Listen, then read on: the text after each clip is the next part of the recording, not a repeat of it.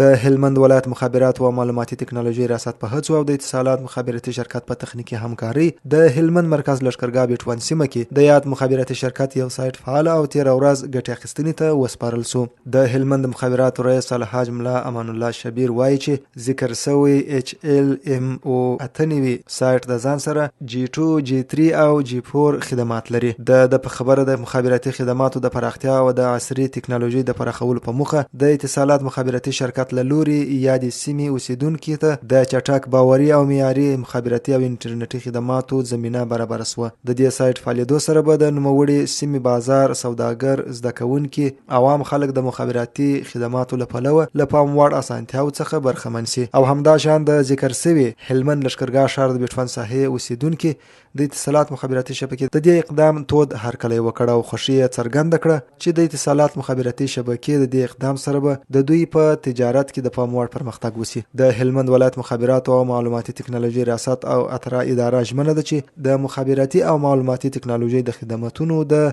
پراختیا، کیفیت لوړولو او موثرې څارنې په برخه کې خپلې هڅې لا پیاوړې او روانې وساتي.